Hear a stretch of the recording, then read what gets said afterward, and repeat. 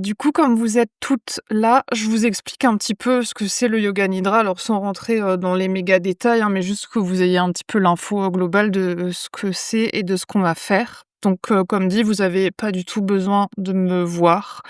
J'ai pas besoin de vous voir non plus, donc vous pouvez éteindre la lumière, même si vous préférez éteindre les caméras, pas de souci. Tant que vous m'entendez bien. Donc si, vous avez besoin de mettre des écouteurs ou un casque pour être moins dérangé peut-être par les bruits environnants, hésitez pas à mettre écouteurs ou casque, comme ça, souvent ça aide à être un petit peu plus en immersion dans le yoga nidra. Le yoga nidra, on peut imaginer que c'est comme une espèce de longue méditation, relaxation qui est guidée. Donc, moi je vais vous guider à travers un voyage, on va observer le corps, on va visualiser des trucs et cetera.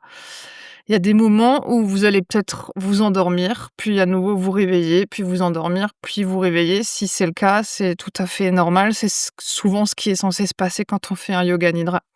Des fois, on a comme cette, image et cette impression qu'on m'entend de loin. Si vous avez cette sensation de: «Je l'entends, mais en fait, j'ai aucune idée de ce qu'elle est en train de raconter», ça aussi, c'est normal. L'idée, en plus, surtout pour le thème de ce soir, c'est le lâcher prise, donc vous forcez pas à rester concentré pendant les 45 minutes où ça va durer. Si à un moment vous vous endormez, endormez-vous. Si vous avez envie de continuer de dormir à la fin du yoga nidra, continuez de dormir, vous avez pas du tout besoin de vous réveiller. Moi, je vais quand même toujours à la fin, prendre un petit instant pour essayer de vous faire revenir. Évidemment, si vous revenez pas, bon, bah, au bout de 2-3 minutes, j'éteindrai le Zoom et puis, je vous laisserai, continuer de dormir tranquillement. Donc vraiment, il y a rien à faut pas trop réfléchir, faut pas trop, se concentrer, juste, écouter, le son de ma voix et puis il se passe, ce qui se passe. L'essentiel, c'est que vous soyez installés confortablement pour que vous puissiez rester, au maximum immobile.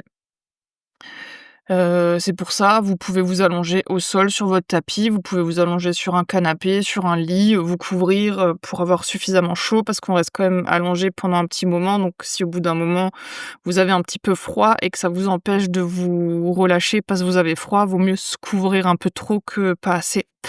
Donc, grosses chaussettes, gros pull, ce que vous avez. Si vous avez un coussin pour les yeux, vous pouvez mettre le coussin pour les yeux. Vraiment, l'idée, c'est d'être confort au max. Si par contre, au bout d'un moment, bah, vous sentez que vous avez quand même besoin de bouger les jambes, de bouger les bras, la tête, évidemment, restez pas dans ce truc de: «J'ai pas le droit de bouger parce qu'il faut que je reste en position allongée», c'est pas non plus le cas. Si vous avez besoin de faire des petits mouvements, faites des petits mouvements histoire de relâcher le corps et ensuite allongez-vous à nouveau confortablement.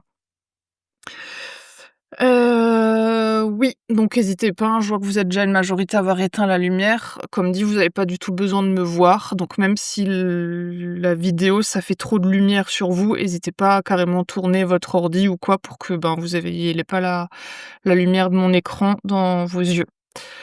Et puis, ben, si c'est OK pour vous, vous pouvez ensuite vous allonger tranquillement.